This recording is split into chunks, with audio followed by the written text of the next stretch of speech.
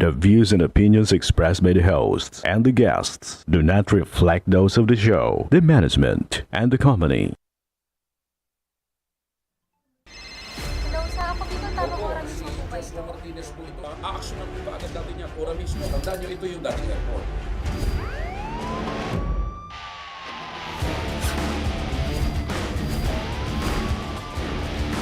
Hoy. Ano namang kayong dalawa pinagchichismisan yung mga marites kayo, ha?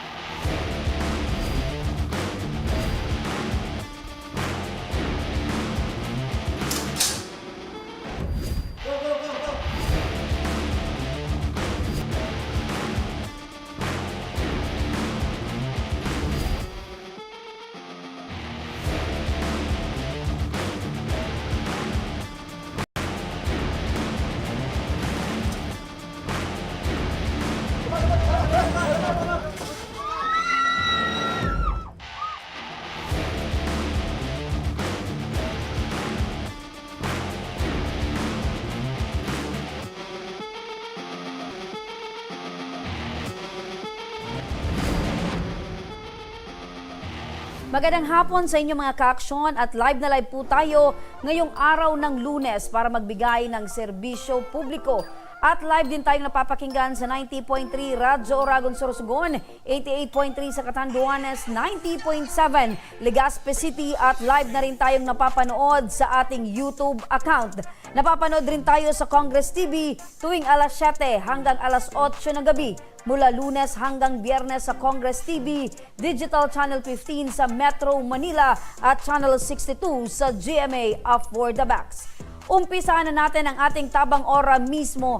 Eto mga ka-aksyon, kahapon lamang isang bangkay ng 82 years old na inilibing na nitong Sabado ay natagpuang nakabulagta at wala ng saplot. Reklamo ng panganay na anak na si Analea Balbin Bismonte. Hinukay daw ang bangkay ng kanyang nanay at hinila palayo almost 100 meters away sa puntod at dito hinalay umano. Para sa reklamong ito, kasama natin ngayon si Analea. Magandang hapon po sa inyo. Magandang hapon din. Opo, nakikiramay po kami sa inyo pong buong pamilya sa wala po ng inyong nanay. Salamat. Opo. Paano po nakaabot sa inyo pong kaalaman ito pong nangyari sa bangkay ng inyo pong nanay? Kahapon po, ako po nasa paglalaba. Yung kapatid ko po nagtapon ng basura. Yung isa po nasa likodan. Kasi po, mag-uuwi na po kami ng mga ginamit na gamit sa lamay. Meron pong lumapit sa kapatid ko, yung kagawad po namin si Kagawan, Jan Bedes. Sumunod po dun sa kapatid ko sa pagtapon ng basura hanggang daw sa bahay. Tapos hindi po siya makapagsalita ng direkta sa kapatid ko sa pangyari. Hinanap niya po yung pamangkin ko kung nasan daw. Tapos sabi nung kapatid ko, bakit hinahanap? Hindi, sabi niya po, hindi po ba niyo alam? Ang alin po, yung taol po ng nanay ko, nasa baba na po. Nasa pangatlong patong po ang taol ng nanay ko eh. Naibaba po yun. Tapos yung taol lang pong nasa baba, buka, yung patay po, wala po doon. Nakita po namin yung bangkay ng nanay ko doon po, sa unahan pa, nakadapa. Ano po siya, diaper po siya nung kalibing. Nung oras pong yun, wala na po siyang diaper. Okay. So, ibig sabihin, ipinaalam po sa inyo ng kagawad sa paraan po ng inyong pamangkin. Ng kapatid ko po. Ng kapatid niyo po. Ngayon, sa pagkakabanggit niyo po, nasa Pangatlong apartment po, style po yung yun. apartment po. Tapos, yung kabaong po, nasa baba na, wala na po doon yung bangkay ng nanay Opo. ninyo. Sa kabasag na po yung salamin. Basag na. Opo. So, pati po yung, yung pader po, talagang tiniktik po. Yung harapan lang po, yung sara lang po ng pader. Kasi para po yung box. Tapos yung harapan Anong lang oras po. po ba ito nakarating po sa inyong kaalaman? 8 po, 8 a.m. po. 8 a.m. So Opo. nakita po ninyo, nagsipuntahan po kayo sa sementeryo, nakita po ninyo Oo. mga anong oras na? Mga 8:10 po, 8:05 ganun po, 8:05. Okay. Naka-cordon na po yung palibot ng cemetery. Nandun po yung kabaong ng nanay ko sa baba. Bukas na po. Nakakordon na. Meaning to say, Nandun, nauna na po yung mga polis. nakarating na din po Opo. sa kaalaman ng otoridad. Opo. Opo. Kasi meron daw po yung superterero daw po, pinaalam doon sa kapitan. Then yung kapitan po ang tumawag sa polis. Opo. Nung nakita po ninyo yung nanay po ninyo, sabi niyo po wala na po yung diaper na suot po niya nung inilibing. Natanggal na po yun, wala na po. Wala na po. Nandun po sa isa siyang sulok, yung panty sa yung diaper magkasama. Magkasama. Opo. Kumusta po yung itsura ng nanay po Diyos ninyo? ko Yung po, hindi katawan po. Hindi po makatao yung ginawa nila sa nanay ko. Nakadapa po yung nanay ko sa dun sa lupa. Nakasubsob. And then ito pong hita niya, nakapikrat. Hindi ko po, halos hindi ko po siya matignan. Kasi po, nanay ko po, na-confine sa ospital, hindi ko po siya pinatubuhan. Ayoko pong masaktan siya. Tapos, ganun lang po gagawin nila sa nanay ko. Makahayo po yung ginawa nila. Sobra po yun. Halos kita na po yung bat niya, pati yung kanyang katago-tago na iniipit-ipit niya. Hindi ko po alam kung paano nila nagawa sa nanay ko yun. So, sa tingin niyo po, ano po yung, meron po ba kayong idea kung ano po yung ginawa po ng mga taong ito sa nanay po ninyo? Kasi binabanggit niyo po hindi makatao. Hindi po. Opo. Hindi pwede pong hinalay po nilang nanay ko. Hinalay po siguro yun. Nagpaano na po kami ng soko, nagpa-autopsy po kami para makita namin kung ano. Pero base po sa tingin namin, hinalay po nila Hinalay. nanay ko. Yun po yung hinala po ninyo, hinalay. Sa tingin niyo po, mga ilang tao po ba? Hindi ko po maano kung ilan. Pero talaga niya ako, hindi ko po ano Opo, yung... matanong din po kita ate, ano? Kasi patay na po yung nanay po ninyo, nailibing na.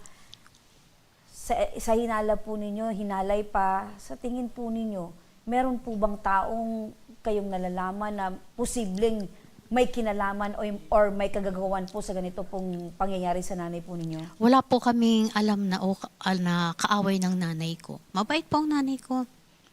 Makijus po siya. Marami po siyang kaibigan.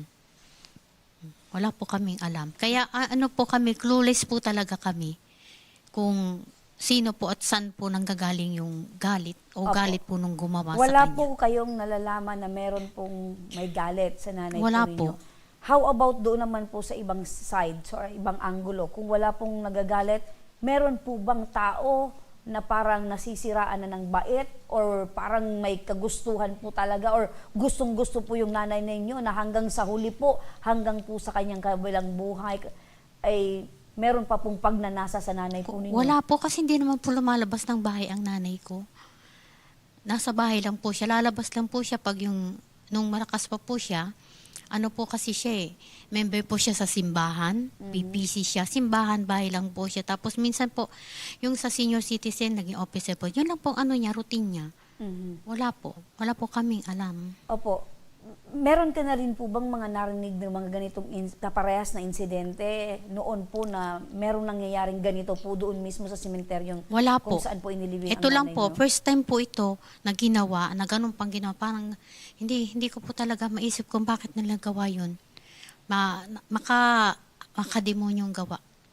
Ano po, sa parte po namin magkakapatid, masakit po yun. Opo. Hilahin ang magulang mo mula doon sa taol niya, hilahin. Kalat ka rin hanggang sa kabilang itapo. Yung tatay po ba ninyo buhay pa rin? Patay na po, 7 din. years na Opo. po. So, kumusta po kayo ngayon na magkakapatid? Ilan po kayong magkakapatid? 3 lang po kami. 3. Kumusta po kayo nung nalaman niyo po yung ganito po yung nangyaring sa sitwasyon ng bangkay po ng nanay po ninyo? Ako, durog na durog po kami magkakapatid. Hindi po namin alam kung bakit nila nagawa yun. Sabi ko, kung makikita ko lang siya, papadama ko sa kanya yung pinagawa niya sa nanay ko. Sabi ko, may mga kapatid siya, may magulang siya, doble ang babalik sa kanila. Hustisya po ang hinihingi namin ng pamilya ko, ng kapatid ko. So hanggang ngayon, blinded po kayo kung Opo, sino wala po po yung kaming alam may kung gawa sino po po nito. talaga ang gumawa nito. Kung makikita nyo po or madadakip na malalaman po ng mga pulisya kung sino po yung may kagawa nito, ano po yung gusto mong sabihin po sa kanya pag nakita mo po sa personal? Ano ang kasalanan ng nanay ko sa inyo? Bakit nyo ginawa ito? Sabi ko, hindi nila mababayaran yung sakit na naramdaman namin magkakapatid. Nung makita namin itsura ng nanay ko. Napakalinis po niya nung ipinasok namin at inilibing. Tinutokso nga po namin siya na, "Nako, ang ganda mo, naka-lipstick ka." Ang ganda niya, ang linis niya po tignan. Tapos, ay, hindi ko po maano kung ang dumi-dumi niya po. Nakasubsob siya dun sa lupa. Pag angat po sa kanya, ang laki po ng sugat niya dito sa muka, dito sa taas. So patay Then, na, nagkaroon pa ng sugat. Hindi ko po alam kung saan nanggaling yung sugat yun, kung baka po sa pagbasag nung ano, o talagang sino. Ang laki po ng oklap nandito sa akin. Opo, opo. So, napakasakit po, Opo, sobra po. nawala na po yung nanay po Opo. ninyo, ganun pa po yung Opo. kanyang naranasan. Nagluluksa ka po kami sa pagkamatay. Sabi namin, tanggapin natin ito kasi nandyan na yan. Tapos ito pong dumating na ito, sobra po to. Sabi ko nga, kung makikita lang namin siya, kung talaga sabi ko, pasunto kami. Opo. Ngayon po Talagang- ba nailibing na ulit po ang nanay po ninyo? Kanina pong 8 po. Pinaano ko, dinala po ulit namin sa Beher. So yan po yung itsura po ng nanay po ninyo ng matagpuan. Opo, nakaganyan po siya, nakabiklat po siyang nakadapa. Grabe naman talaga, ano? Nakaganyan po Hindi siya. talaga gawain ng Opo. ng isang taong meron pong maayos na pag-iisip. Ano, patay Sobra na, po, ginanyan makahayop- pa. Opo, makahayop po. Talagang makahayo po nanay. Ginawa ano. niya. So ano po yung plano po ninyo ngayon na ano po yung desisyon ng inyo pong mga kapatid sa pangyayari pong ito sa nanay po Hustisya ninyo? po. Hustisya po ang kailangan po namin na pagbayaran po niya ang ginawa niya sa nanay ko. Opo. Yun po ang kailangan po ng pamilya namin. Ma-identify po yung may gawa nito, Nay. Ano po yung gusto niyo pong mangyari sa kanila? Makulong po siya habang buhay na wala, hindi na po siya Kung hatol po ng lethal injection, yun po ihahatol sa kanya. Napakasakit po ng ginawa Kamatayan. niya. Opo, Ang patay gusto na niyo po. po. Patay na po ang nanay ko. Dinoble patay po nila. Opo. Parang double dead po ginawa nila sa nanay ko eh. Opo. Patay na po yun eh. Sobrang sakit po yung Sobra nararamdaman po ninyo. Sobra Ito po. po, Nanay, makakausap din po natin ngayon si Danilo Ballester Sr., ang kapitan po ng inyong barangay sa San Isidro, Santo Domingo, Albay. Magandang hapon po, Kapitan. Po, ma'am. Opo. Opo, Kap. Eto pong bangkay ni nanay ay mga anong oras po ninyo nakita? Kasama po ba kayo na nagpunta po doon sa mismong sementeryo na pinaglibingan po nitong biktima? Opo, siguro po bago mag alas 7 ng umaga, gagaling po lang po sa bayan kasi nagsimba po yung anak ko. Opo. Pagdating po dyan sa may area ng sementeryo, tinawag ako ng sepulturero at saka ng isa kong kagawad.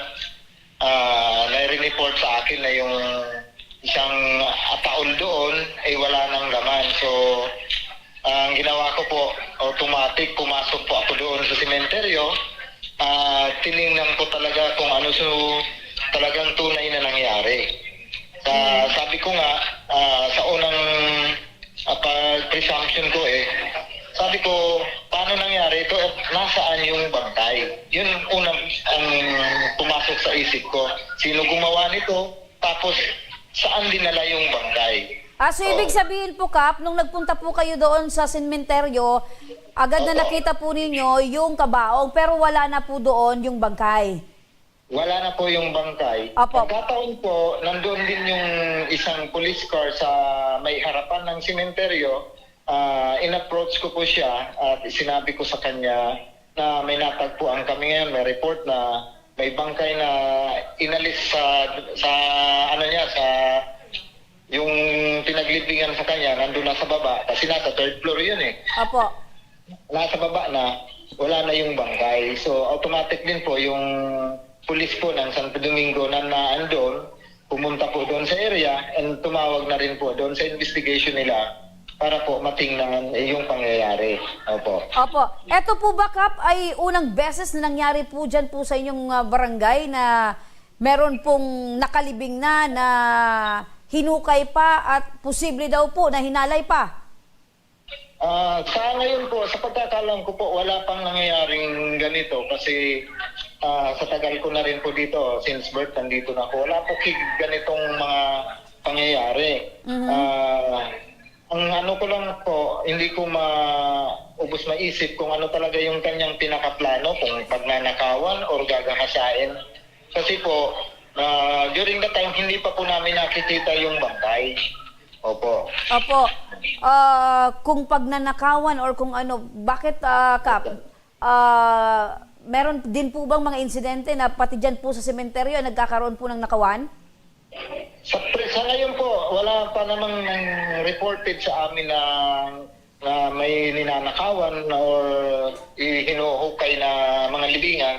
First time po ito na nangyari dito sa barangay and sa sementeryo na nandito po sa barangay namin. Opo. Dahil sa pangyayari ito, Kap, ano po yung aksyon na ginawa po ninyo at ano po yung measure na para po ay magkaroon po ng kalinawan din po? Ito pong nangyaring insidente dyan po sa loob ng sementeryo.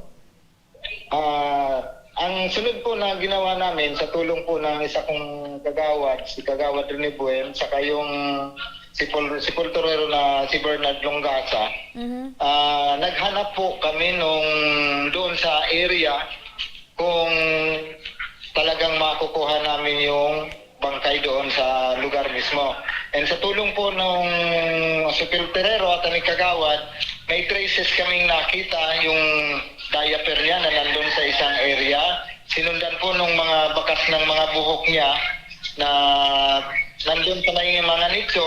Then sa dulo po, mga 100 meters, doon din po talaga nakita namin yung bangkay na bakit po nakarating doon. Para nga imposible kasi bakit kailangan dalhin pa doon? Ano talagang motibo? Ba't dinala pa malayo pa? Almost 100 meters eh. Opo.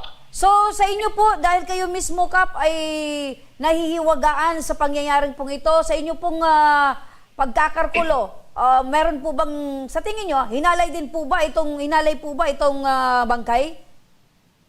Kung pagpamasdan po kasi yung bangkay, very private baga po, nasabihin natin, no? Na open na yung private part niya.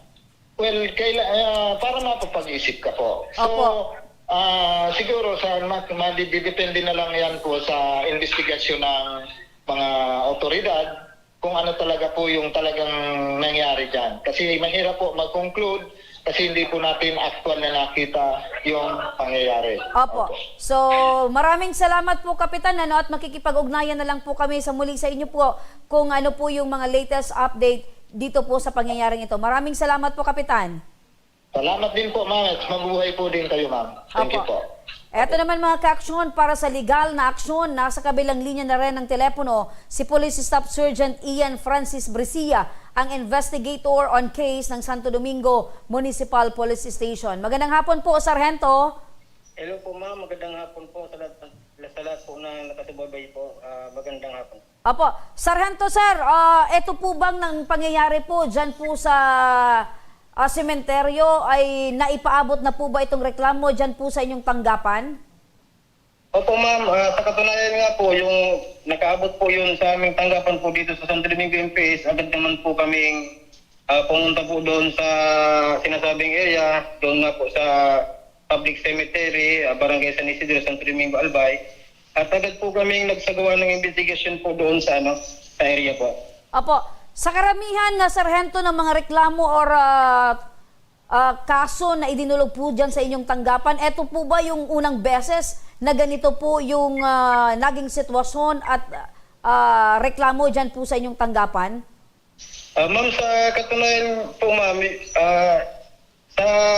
matagal na rin po ako sa larangan po ng pag-iimbestiga. First time ko po itong mag-experience ng ganito pong kaso. At dito po sa station namin, ma'am, is first time din po ito. Opo, so sa inyo pong pag-iimbestiga, Sargento, kumusta po? Sa tingin po ba niyo, lumalabas po sa investigasyon niyo na posibleng hinalay po itong bangkay ng biktima? Sa ano po, ma'am, yung una po, ma'am, na pag-imbestiga ko doon, yung initial investigation ko po, tungkol po doon sa pagkanta ko po ng interview, sa nakadiscovery at doon po sa physical na anyo po ng biktima or yung pong bangkay, talaisipan po sa akin yung motibo po ng pangyayari. Sa katunayan nga po, agad po akong ugnayan po sa isa po sa mga anak ng biktima para po matanong kung may mga pinadala po ng mga valuable item po, katulad po ng mga singsing, kwintas. Ayun po naman po sa anak, wala naman pong pinadala.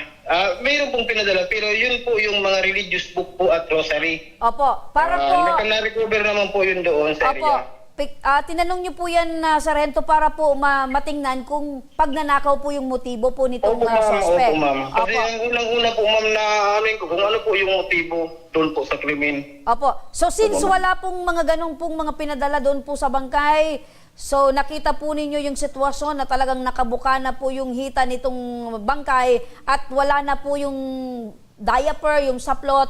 So pumapasok po ito sa posibleng ni-rape po itong bangkay ng biktima. Hindi naman po natin mamaalis ng ganyan ang gulo. Kaya nga po, agad po akong nagsagawa po ng request para po sa aming Regional Forensic Unit 5 na magsagawa po ng genital examination dun po sa para po kung talagang mapatunayan po na talagang may ginhasa po ang bangkay, magpapile po tayo ng kaso. Gagamitin po natin, yun na po yung resulta po ng laboratory na ginawa po ng Regional Forensic Unit 5 po. Okay, so maghihintay na lang po tayo ng resulta niyan, Sargento. Ano po? So, Opo, ma'am, opo. ngayon po, Sargento, meron na po bang lead kung sino po yung maaring gumawa po nito? Dito po ma'am sa station namin, hindi naman po kami tumigil sa pag-review ng mga CCTV camera, pati na nga po yung pag-aanap po ng mga possible witness. Diyan po kay Kapitan po sa Barangay San Isidro, nakakuha po ako diyan ng CCTV footage na naka-install po dito sa labas ng sementeryo. Ang mga bandang alauna po ng madaling araw ng Pebrero 16 po, may pumasok po na isang lalaki na nakamotor. At ito po lumabas ng mga bandang alauna 20 po ng umaga.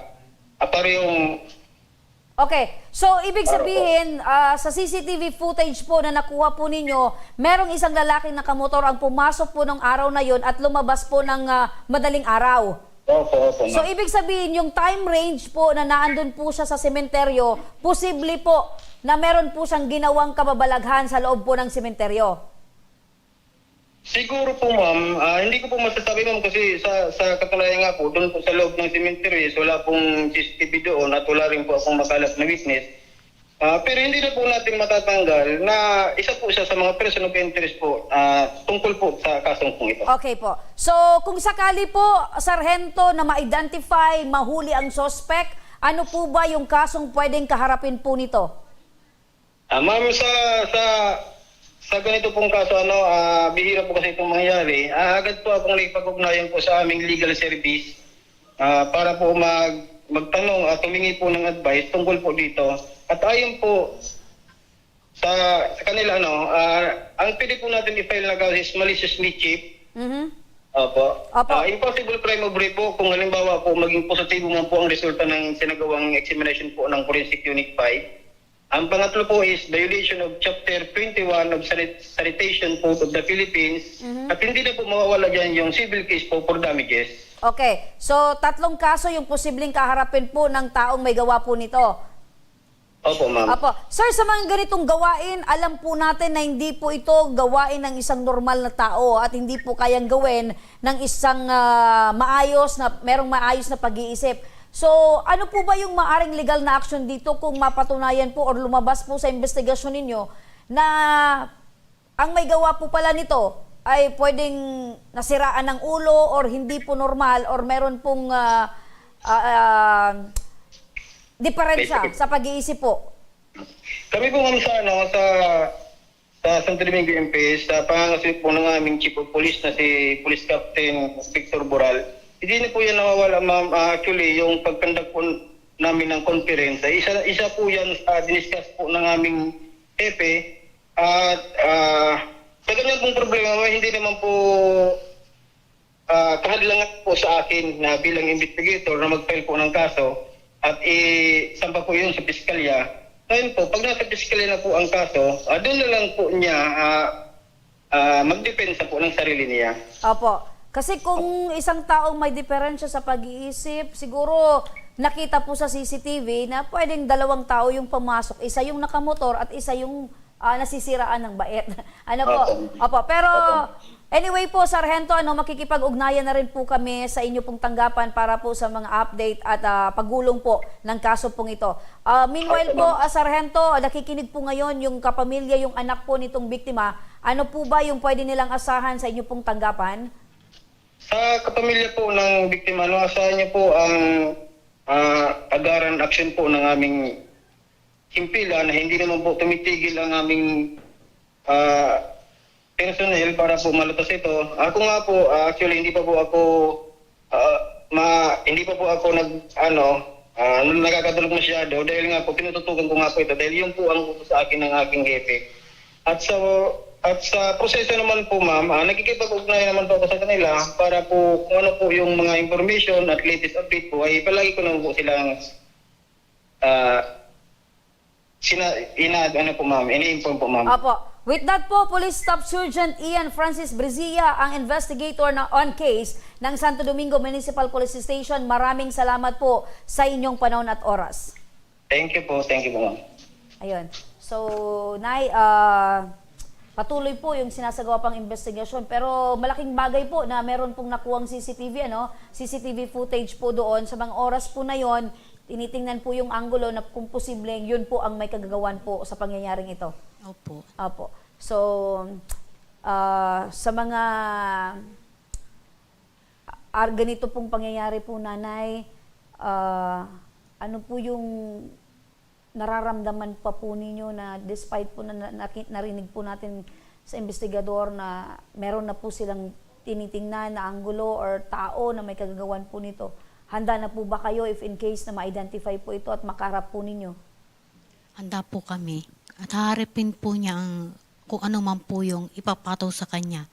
Kasi hindi po talaga kami papayag na ganun-ganun lang. Dahil sa binaboy po nila nanay ko, itsura pong yun. Wala po silang po awa. kayong magkasanay? Opo. Opo. Sa nanay po ninyo na ganito po yung nangyari po sa kanya, ano po yung gusto nyo pong sabihin? Ano po yung tawag mo sa nanay mo? Nanay.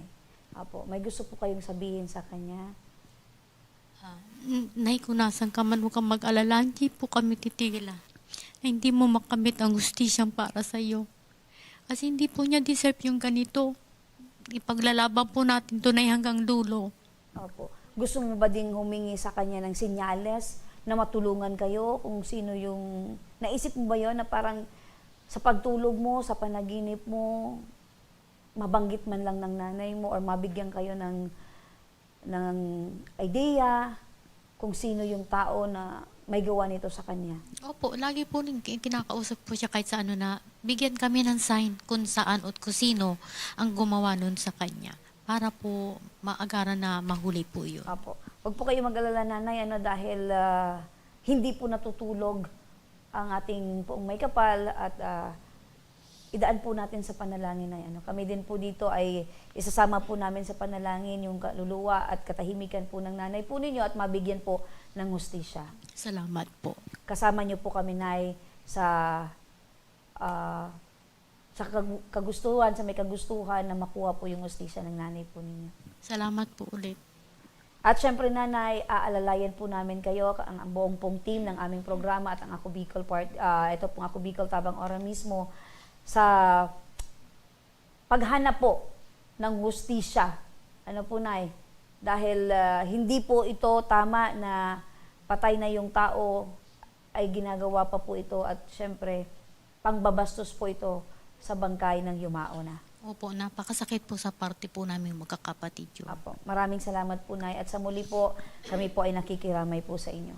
Maraming salamat din po sa inyo. At sa pagbabalik mga kaaksyon ng Ako Bicol Tabang Ora mismo, isang ginang na namalengke lamang sa Daraga Public Market, nabiktima umano ng Las Gang. Ang buong reklamo, abangan. Kaya huwag kayong bibitaw dahil magbabalik pa ang Tabang Ora mismo.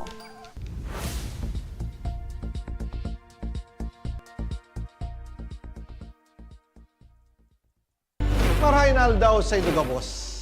Ang aldaw na ini ay para sa Indo, para sa tuyang mga kababayang Bicolano na nangangaipuhan kan kalinga, asin manlain-lain na medikal na serbisyo. Ini po ang sa tuyang dalan para makapaghatod kan serbisyo maski guraano ini karayo o karani ang sa Indong kinamumugtakan.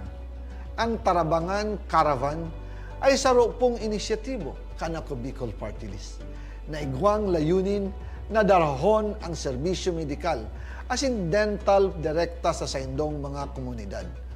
Aram po niya to na daigabos may kakayahan o pagkakataon na makaduman sa ospital o klinika. Kaya't kami na po ang nagrarani sa Indo. Kaibahan ang matitibay na doktor, dentista, medical personnel, asin mga volunteer kan Ako Bicol Party List. Libre po gabos ang serbisyo medikal, dental, laboratory, asin mga bulong. Wala po kamo na dapat ihadit sa gastusin ta ini ay para sa indong kalusugan. Kaiba taman po ang satuyang programa, ang libreng gupit, asin masahe para sa satuyang mga kababayan. Maliban digdi, may local recruitment activity man kita ngunyan. Ini po sarong biyaya para sa satuyang mga kababayan na nag-aanap kitrabaho. Sana po ay makatabang ini sa Indo. Tangani, makaanap ki mga bagong oportunidad para sa Indong pamilya. Mga kababayan, buya ko pong ipaabot sa Indo na ang Ako Bicol Party List permi yaon para sa Indo. Sadto, ngunyan asin sa maabot. Kami po ay padagos paglilingkod sa bawat Bicolano. Kami po ay nagpapasalamat sa Indong padagos na suporta. Habang yaon ang suporta kan kada Bicolano sa Ako Bicol Party List, padagos po niya to dadarahon ang mga programa na direktang nakakapiktar asin nakakatabang sa Indo gabos. Sa giraray, dakulaw pasasalamat po sa Indong pagtangkilig asin pagtitiwala naway padagos niya tong ipangadji ang mga kalusugan asin kaligtasan kang bawat saro. Padagos po kitang magtarabangan asin magkasararo para sa mas malusog asin masiglang Bicolandia. Nakulang salamat po asin maray na aldaw sa Indo gabos.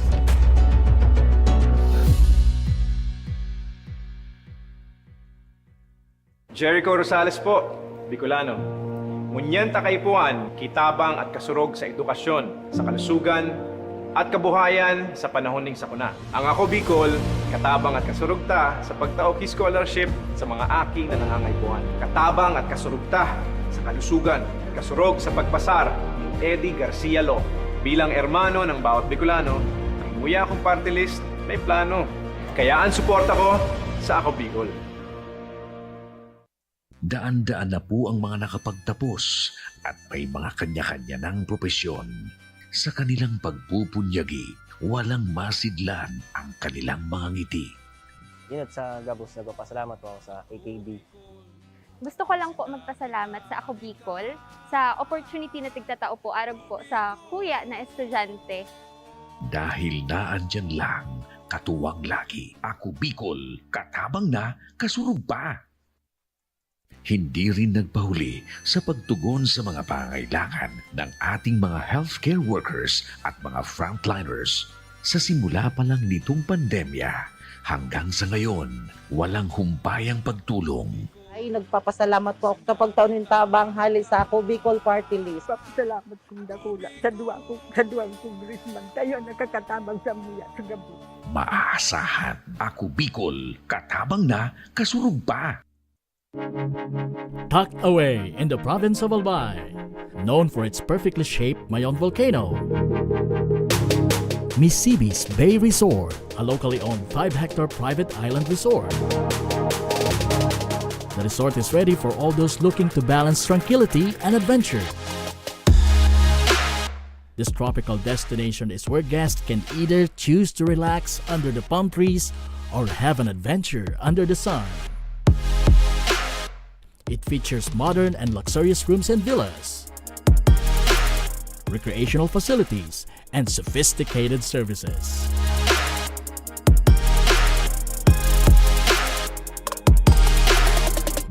Come and experience Missibis Bay Resort, your tropical island getaway.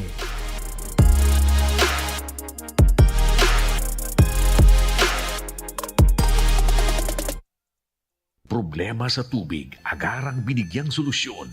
Nagpatayo ng mga solar-powered water supply system sa mga liblib na lugar. Libre, malinis at maaasahang supply ng tubig 24/7. Ako lang ng pagpapasalamat niya mo. Dahil may ikamalilingan habang kami nabubuhay. Nakulaon nining tabang para sa gabos na tao digdi. Salamat po. Para sa ating mga kababayang nasa laylayan, Ako Bicol, katabang na, kasurug pa. Libo-libo na ang mga nabigyan ng tulong medikal. Bata, matanda, kahit sino man, lahat ng mga may karamdaman, may maaasahan. Nagpapasalamat sa Ako Bicol Party List. Hindi po namin makakalimutan ang tulong na dinala ninyo dito sa aming bayan. Maraming salamat po. Dahil iisa lang ang tunay na nagmamalasakit. Ako Bicol, katabang na, kasurug pa. Nagbabalik mga kaaksyon ang tabang ora mismo. Eto naman mga kaaksyon, isang ginang sa Daraga Albay na biktima umano ng laslas gang sa Daraga Public Market. Para sa reklamong ito, makakausap natin si Ana Maria Payoyo mula sa kabilang linya ng telepono. Magandang hapon sa iyo, Ana. Magandang hapon naman po, ma'am. Opo, kumusta po kayo ngayon na Ana? Okay naman po, ma'am. Opo, eto po bang panglalaslas sa inyo pong bag? Kailan po ba ito nangyari dyan sa Daraga Public Market? Noong ano po, ma'am, February 7 po yun. February 7. February 7. Opo, February 7. Ito po ba ay umaga, tanghali, hapon o gabi? Hapon po, ma'am. 4 o'clock po ng hapon. Hapon. So, ibig sabihin, broad daylight, maliwanag pa? Opo, ma'am. Opo. May nakuha po ba sa bag mo? Wala naman po, madam. Masyado. Wala naman po ako nawala. Opo. So, wala naman. Buti na lang, wala pong nawala po sa inyo. Mga anong oras nyo na po ba napansin ito pong bag nyo na nilaslas na? Yan, kitang-kita sa screen. Talagang grabe yung pakakalaslas. Talagang pag merong importanteng bagay, makukuha at makukuha. Opo. Okay, mga anong oras nyo na po ba napansin? Ang mga 4:30 na po, ma'am. 4:30 na? Opo. So mga 30 minutes 4:30 ng hapon. Opo. Okay, so sabi mo pumasok ka ng public market mga alas 4. Opo. Napansin mo siya 4:30. So mayroong 30 minutes na interval bago nyo napansin. Saan nyo na po napansin na yung bag nyo po ay nilaslas na? Kasi po, ma'am, bumibili po ako. Namalingki po ako noon, madam, sa doon po sa talipapa po doon sa palingki po ng Daraga. Tapos po, magbabayad na po ako sa doon po sa tindera. Sabi ko po, magbabayad po ako. Nung makita ko po, yung ko po, laslas na po yun. Opo. Buti na lang hindi po nakuha yung wallet po ninyo. Opo, may secret po ako, ma'am, na maliit na parang bulsa po doon sa bag ko. Yun po, hindi po inabot ng laslas. Ayun, so buti na lang meron po kayong secret pocket kung saan nyo po nilagay yung pera nyo. Opo, ma'am. Opo, linawin lang natin, nanay, doon po kayo sa may talipapa area, doon po sa may mga gulayan. Opo, ma'am. Okay, so hindi po doon sa may wet market ng Daraga Public Market. Ngayon, nung nalaman po ninyo na nalaslas na yung bag po ninyo, saan po kayo agad dumiretso? Umuwi na kaagad po ako, madam, para po nakapamili na po ako noon ng mga gulay. So dumiretso na po kayo sa bahay po ninyo dahil sa syempre hindi po kayo nanakawan, wala po sa inyong nakuha. So hindi nyo po ito na-report sa barangay man lang or kaya sa pulis? Hindi na po, ma'am, ako nag-report kasi po wala naman po sa akin na wala. Okay, so pero kung mayroong nawala, dediretso po kayo sa pulis? Hindi po, sa barangay muna namin para po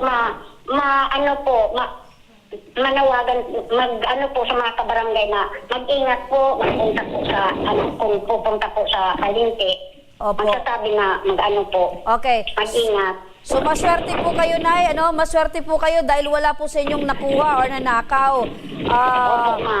Pero sa susunod po, Nay, kahit wala po sa inyong nanakaw or nakuha, basta po may mga ganito pong sitwasyon, mas mabuti po na ipagpaalam agad sa barangay or kaya sa PNP.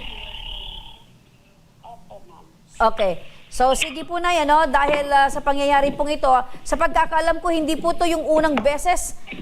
Meron din pong mga grupo po ng mga kalalakihan at kababaihan na meron din pong ganitong pangyayari dyan sa Daraga Public Market. Pero para sa reklamong ito, makakausap natin si Lorenzo Banyas, ang Public Information Officer ng Daraga Public Safety Office.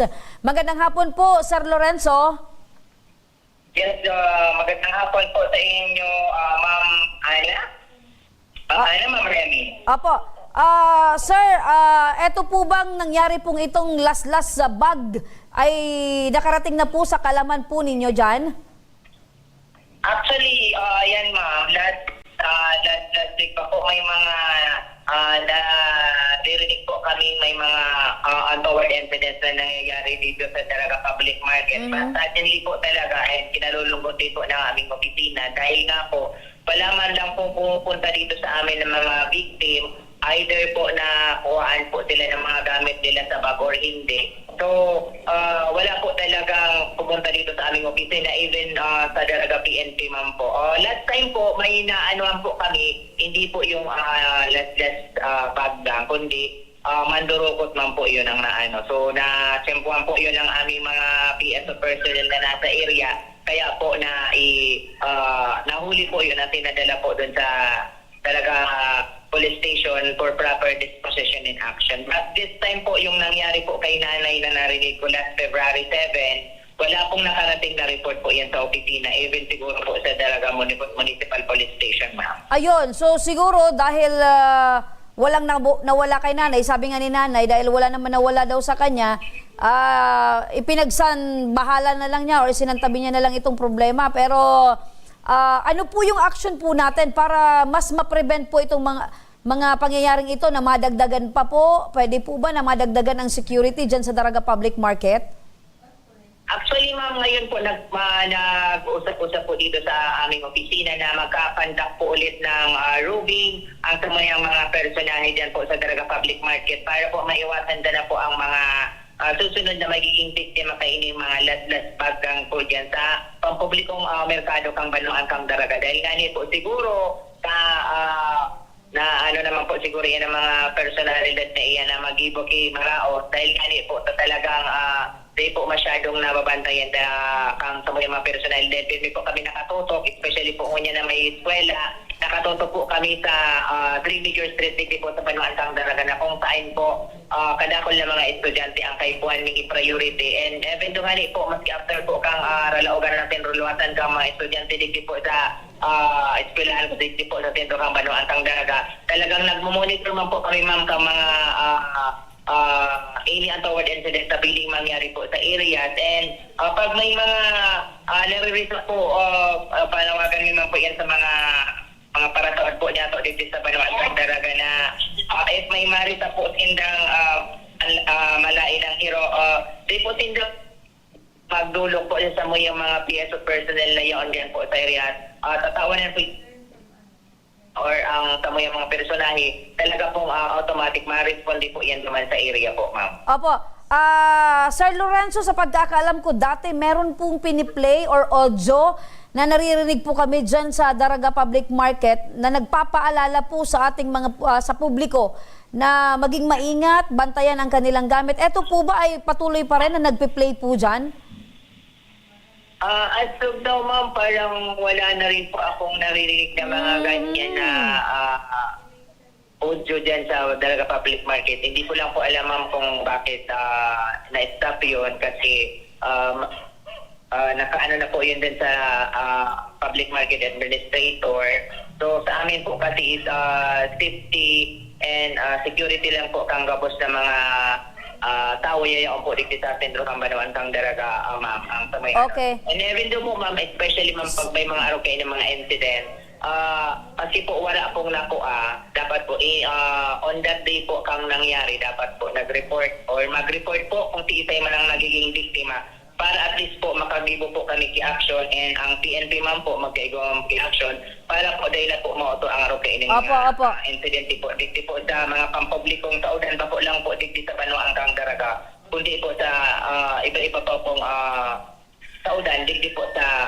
Albay. Opo. Pero I guess, Sir Lorenzo, pwedeng ibalik yung ganong estratehiya, ano, yung ganong pong maganda kasi yun kasi every now and then napapaalala po yung publiko na dapat maging maingat, bantayan yung gamit. So baka pwedeng ibalik po yung ganong estratehiya.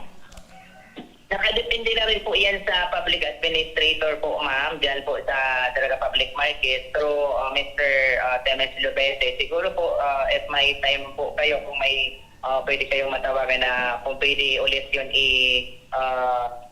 maging active yung reminders po ninda through audio para po maiwasan na po ang araw kaing mga incidents po dyan sa Daraga Public Market. Sige po, Sir Lorenzo, no, kami na lang po yung magpapaabot po nito sa Daraga Public Market Administrator para po yung ganung pong dating estratehiya ay maibalik. At ano po yung plano nila para mas mapaigting ito pong pagbabantay at para naman sa seguridad po ng mga mamimili in general. Kayo po, meron po ba kayong strategy para po malaman po ng ating mga tagapakinig, especially mga Daragenyos, na mag-ingat po sa pagpunta po or pagpasok dyan sa Daraga Public Market?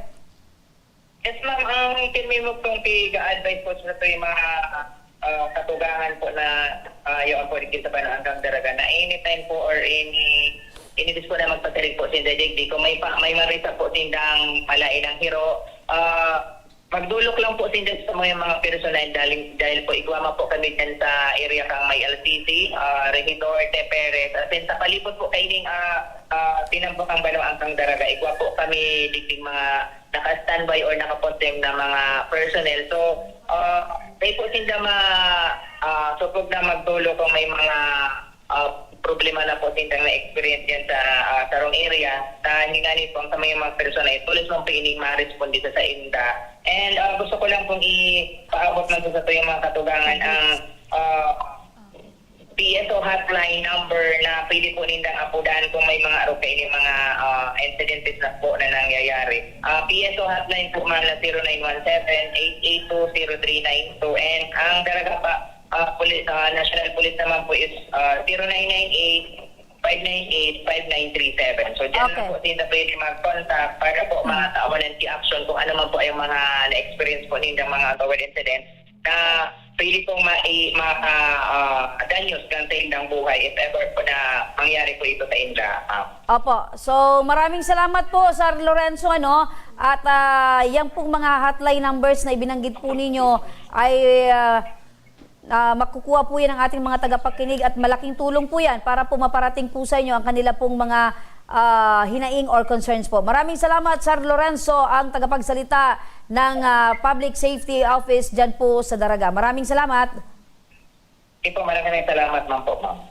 Para sa maaaring asahan naman na legal na aksyon, eto na sa kabilang linya na ng ating telepono, si Police Brigadier General Andri Perez Dizon, ang Regional Director ng Philippine National Police, Region 5. Magandang hapon po, RD. Ma'am, good afternoon at sa lahat ng nakikinig at nanonood sa Ako Bicol Radio Program po. Eto po, sir, last gang dyan po sa Daraga Public Market. Ilang beses na po ito na nakarating po sa aming tanggapan. Eto po ba ay nakarating na din po sa inyo pong himpilan na Direktor? Opo ma'am, kanina po ako na-inform niyan at nalungkot na ako dahil first time ko rin na encounter or makarinig ng ganong modus na naman sa palengke ng ating bayan ng Daraga. So nalulungkot po tayo sa pangyayari dahil kung sino pa yung senior citizen at dapat ng tulungan, yung ang biniktima po, napakasama naman po ng pangyayari na yun. Opo. RD, February 17. Opo, ito pong nangyari pong ito. So, February 7. Opo. Medyo ilang araw na po yung lumipas. Ito po ba ay maaari pa rin i-report po dyan sa inyong tanggapan para naman po makapag-file ng formal na reklamo at ma-record na din po itong pangyayari? Ma'am, opo, sana kung na-report yan sa pulis, hindi talaga makakarating dito, ma'am. Kasi bago makarating po dito, doon po muna sa police station na malapit kung saan nangyari yung insidente. So, wala po tayong natanggap mula sa Daraga at sa Albay PPO. Kaya negative po dito sa region, ma'am. Kaya buti nakarating sa inyo para nang sa ngayon, mahanap natin o magawa natin ng tulong yung biktima at kung pwede rin makapanawagan tayo sa ating mga kababayan, baka may nakakita doon, ay pagbigay alam po sa atin po, ma'am. Opo. RD, pwede din po ba tayo mag-strategize ng paglalagak po ng ating mga personahes dyan po sa Daraga para naman po yung police visibility ay naandun po, especially dyan po sa mga matataong lugar? Totoo po yun, ma'am. Ang Police Regional Office 5 ay ang pinakapangunahing programa natin ngayon ay yung paglabas natin ng mga pulis natin sa kalsada. At yung nag-o-organisa po tayo ngayon, ma'am, nung Kabataan kontra Krimen, na kung saan maraming estudyante dyan sa Daraga na pwedeng makatulong sa atin sa pag-monitor ng paligid. So yun po ang mga ini-strategize natin at ini-encourage po ng ating PNP Albay, PNP Daraga na yung mga business establishments natin ay i-activate po yung kanilang mga CCTV, pati na po yung sa LGU, sa barangay. Kaya yun po ang mga pwede nating gawin at pwede nating pagtuunang pansin para sa peace and order ng ating paligid kasi napakaganda po ng lugar kapag ito ay may peace and order. Yung progreso po ay sumusunod po palagi. Opo, ano po RD yung maaring gawin para maiwasan itong patuloy na gawain na laslasgang? Alam naman natin na tapos na yung mga holiday seasons pero meron pa rin po ng mga tao na mapapagsamantala. Ano po ba yung pwede nating gawin para po maiwasan po ito? Unang-una, ma'am, hinihingi natin ang tulong ng ating mga kababayan, ng ating komunidad na tulungan ang PNP, ang ating pulis dahil nandiyan na po sa kalsada, na may report kaagad kung may insidenteng ganun. At kung mamatyagan natin lalo na itong mga terminal dyan, itong mga nasa palengke, na kung saan nagkukumpul-kumpul yung mga tao, hinihingi po natin ang tulong ng barangay, ng mga komunidad na maging aware po tayo sa ating kapwa. Kung tutusin, wag na po nating hintayin tayo mismo ang mabiktima. Kapag may nalaman tayo or may na-observe po tayo na may insidente na gano'n, pagbigay alam kaagad or picturean or tawag po kaagad, ma'am. Sa ngayon, na-action kaagad kasi ang pulis natin talagang nag-reach out sa community, ma'am, dahil yung community satisfaction po ang priority natin na mapagsilbihan ng maayos ang ating mga kababayan dito sa Bicol. Opo, maraming salamat RD. At sa mga tao naman, syempre sa publiko, dapat maging maingat din sila. Yung gamit nila, bantay nila. Kung matao, maging vigilant din sila. Yung gamit nila ilagay sa unahan para nakikita nila na yung gamit nila ay hindi malaslas or hindi sila manakawan. Tama po yan, Ma'am Rem. Yan po ang isa sa pinaka-importanting pwedeng gawin ng ating mga kababayan na wag silang maging easy target, wag silang maging object ng masamang loob kasi nag-o-observe din yan. Kung listo ka or maliksi ka or naniniguro ka sa iyong gamit at doon ka sa ligtas na lugar, magdadalawang isip po yan gumawa, ma'am, ng ganong kabuktutan na gawain po, ma'am. Opo, with that po RD, maraming salamat po sa inyo at mabuhay po kayo, Police Brigadier General. Thank you, Ma'am Rem. Best regards at mabuhay ang aking Bicol pa. Opo, mabuhay din po kayo. So sa mga kababayan natin dyan, sa publiko, syempre kailangan lagi tayong maging maingat. Lagi po tayo dapat na vigilant. Pag tayo ay pumapasok sa mga mataong lugar, dapat po tayo mismo ay maging bantay tayo sa ating sarili. So yan muna mga ka-action, ano? At syempre, eto na, punta tayo tuloy-tuloy kasi ang ating pagbibigay ng tulong. Ang programang People's Day ni Congressman Saldico na kung saan daang-daang katao ang ora mismong nabibigyan ng libreng serbisyong pang-medikal. Kaya para sa mga taga-Maynila at kalapit na mga lugar, makakaasa po kayo na tuloy-tuloy ang libreng serbisyong ito. Magpunta lamang po kayo sa North Wing Batasang Pambansa. Tuwing Lunes lamang yan mga ka-aksyon mula alas 8 ng umaga hanggang alas 2 ng hapon. At yan ang ating mga natunghayan at ora mismong inaksyonan ngayong hapon. At para naman sa mga nais humingi ng tulong sa aming programa, panoorin po natin ito. Sa may mga problemang legal at medikal na nais humingi ng tulong sa ating programa, maaari po kayong magsadya sa aming tanggapan sa ground floor Embarcadero de Legazpi, Victory Village, Legazpi City. Bukas po ang aming tanggapan mula Lunes hanggang Sabado, alas 8 ng umaga hanggang alas 5 ng hapon. Sa mga nasa Metro Manila naman po at kalapit na lugar, maaari rin po kayong humingi ng tulong sa Action Co Center sa North Wing ng Batasang Pambansa. Magpunta lamang po kayo tuwing araw ng Lunes alas 8 ng umaga hanggang alauna ng hapon. Para naman sa mga taga Caloocan City, bukas na rin ang ating Action Co Center sa Barangay 175 Multipurpose Hall, Caloocan City tuwing Miyerkules, mula alas 10 ng umaga hanggang alas 12 yan ng tanghali mga kaaksyon.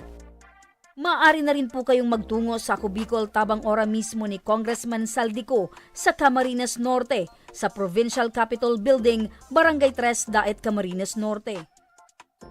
At para naman sa mga taga Camarines Sur, maaari na rin po kayong dumulog sa Zone 2 Tagungtong, Gowa, Camarines Sur. Bukas po ang aming tanggapan mula Lunes hanggang Biyernes, alas 8 ng umaga hanggang alas 4 ng hapon. Maaari din po kayong magpadala ng inyong mensahe sa aming official Facebook page na Ako Bicol tabang ora mismo. Kahit anong reklamo ay amin pong tinatanggap. Huwag niyo rin pong kalimutan i-follow ang aming mga official social media account sa aming Facebook account, YouTube at TikTok account, Ako Bicol tabang ora mismo.